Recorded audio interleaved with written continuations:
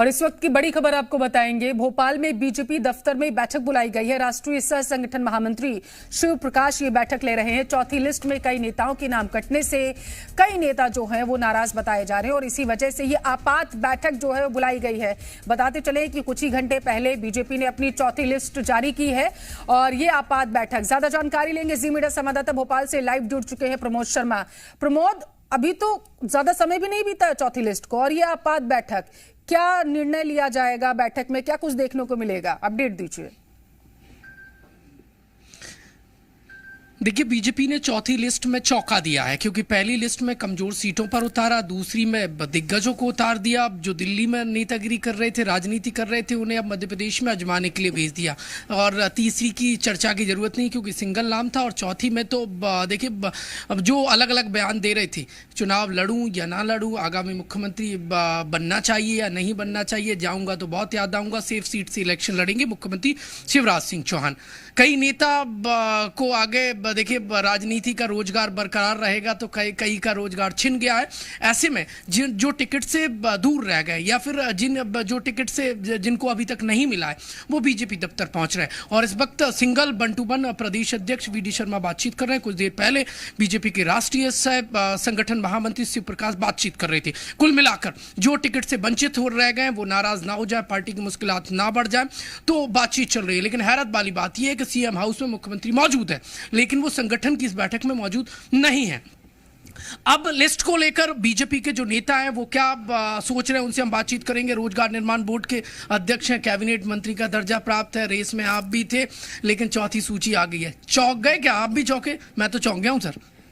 Bharatiya Janata party का कोई कार्यकर्ता के चौंकने का कोई प्रश्न है नहीं। अच्छा, भारतीय जनता पार्टी ने आज और आज से पहले भी जो सूची घोषित की है, जिन प्रत्याशियों को टिकट दिया गया है, जिनको भारतीय जनता पार्टी के सिंबल के साथ चुनाव मैदान में उतारा गया है, वो सब जनता के बीच में सक्रिय चेहरे हैं, पार्टी के जाने पहचाने चेहरे हैं। इसलिए चौंकने का प्रश्न आप लोगों के लिए हो सकता है, हमारे लिए तो किसी कार्यकर्ता के लिए चौंकने जैसा कोई इसमें प्रश्न नहीं। जिनको टिकट मिल रहा है वो तो दफ्तर आ ही रहे ढोल नगाड़े के साथ, लेकिन गुपचुप वो भी आ रहे हैं जिनके नाम का ऐलान नहीं हुआ है। मंत्री भी हैं, कई विधायक भी हैं, कई रेस में थे वो जो पिछड़ गए। आज की जो सूची की, अगर आप आज की सूची के संदर्भ में बात करें तो आज 57 नाम जो घोषित हुए हैं, ये सभी 57 मध्य प्रदेश विधानसभा में सिटिंग एमएलए हैं। इनमें से कोई भी नाम ऐसा नहीं है कि जो अचानक किसी, ये तो सबके सब एमएलए, इनमें से कुछ मंत्री भी हैं, ये सब विधायक हैं अगर आपने उन सूची पर गौर किया हो। और ये सब वो नाम हैं जो कि घोषित जीते हुए प्रत्याशी। तो चौंकने वाला कोई प्रश्न ऐसा है नहीं। आपको ऐसा लग रहा है पार्टी का, चूंकि एक इतनी बड़ी पार्टी है। अच्छा, ठीक है सर, कार्यकर्ता है, कार्यालय में आप लंबे जाना दिखता रहेगा। लंबे समय से आप संगठन का काम देख रहे हैं, मैसेज क्या देने की कोशिश की गई है चौथी लिस्ट से? चुनावों में जो भी प्रत्याशियों की सूची घोषित होती है, भारतीय जनता पार्टी का सिर्फ एक मैसेज होता है। वही मैसेज पहली सूची में था, वही दूसरी में है, वही तीसरी में, वही चौथी में, वही पांचवी में होगा और वही किसी अंतिम सूची में होगा। मैसेज सिर्फ एक ही है, ये सब सीटें हमको जीतनी है, 230 पर जीतने के लिए चुनाव लड़ना है। शैलेंद्र शर्मा उसी हिसाब से है। शैलेंद्र शर्मा है, शर्मा नहीं रहे और वही जवाब दे रहे हैं जो पार्टी की रीति नीति का है। अब सवाल मेरा ये है कि 1 to 1 संगठन के बड़े पदाधिकारी बातचीत कर रहे हैं, सरकार के मिनिस्टर भी पहुंचे अंदर।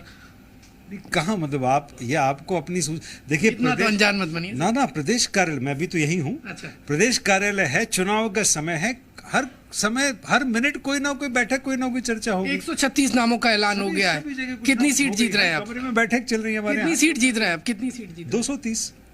136 पे ऐलान हो गया इनमें। 230, 136 में 136।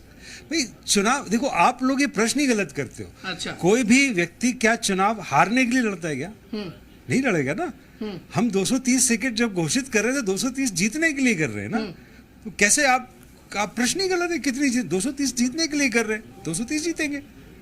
अब आगे ध्यान रखेंगे, आपके हिसाब से प्रश्न कर लेंगे सर। ना मतलब आपका ही नहीं, किसी का भी प्रश्न हो ये भाई, आप मुझसे नहीं, आप दूसरे दल के लोगों से भी पूछे। पार्टी कह रही है जो 57 किसी से पूछो, हम तो 230 प्रत्याशी जीतने के लिए। कांग्रेस पार्टी कह रही है पहले दिग्गजों को उलझा दिया कमजोर सीट पे, अब जो सरकार में जो सत्ता में काबिज से उनको अपनी सीटें दे दी, सेफ सीटें दे दी।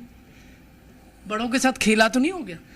कांग्रेस के प्रश्नों का जवाब देना मैं जरूरत नहीं समझता, क्योंकि वो तो 6 महीने पहले टिकट घोषित कर देंगे, 4 महीने पहले कर देंगे, 3 महीने पहले कर देंगे, अभी तक तो कर नहीं पाए एक टिकट घोषित। हमने तो अभी कर भी दिए 136, इसलिए उनके क्या प्रश्न का जवाब देना है। ओके, बहुत बहुत धन्यवाद जी मीडिया से बातचीत करने के लिए। संगठन के बड़े पदाधिकारी, रोजगार निर्माण बोर्ड के अध्यक्ष, कैबिनेट मंत्री का दर्जा प्राप्त शैलेंद्र शर्मा थे। गोलमोल जवाब, क्योंकि पार्टी विद द डिफरेंस के बड़े पदाधिकारी हैं, लिहाजा 136 कैंडिडेट का बीजेपी ने ऐलान कर दिया है। देखिए, कई की आस पूरी हो गई है, कई की अधूरी रह गई है और कई आस लेकर अब आगे का इंतजार करेंगे। तो कुल मिलाकर जो इस लिस्ट में जिनके नाम नहीं आए उनकी टेंशन बढ़ गई है, इसलिए बीजेपी दफ्तर दौड़े चले आ रहे हैं।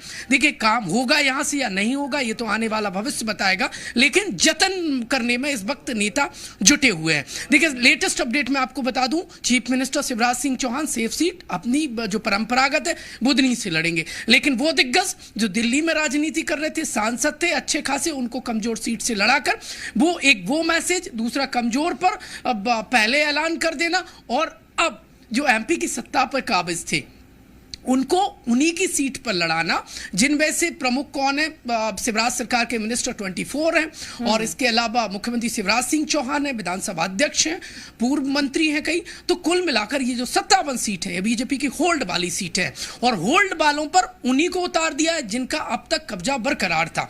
अब बहुत सारे कयास अपनी जगह है, ये तो आने वाला समय बताएगा, लेकिन ये कांग्रेस पार्टी के जो पिछले कई माह से दावे थे कि हम इतनी कमजोर सीटों पर पहले नामों का ऐलान कर देंगे, लेकिन वो दावे धरे के धरे रह गए। बीजेपी कैंडिडेट ऐलान में आगे निकल गई है। बीजेपी आगे है, कांग्रेस की लिस्ट का इंतजार कर रहे हैं उम्मीदवार। बहुत शुक्रिया प्रमोद आपका तमाम जानकारी साझा करने के लिए।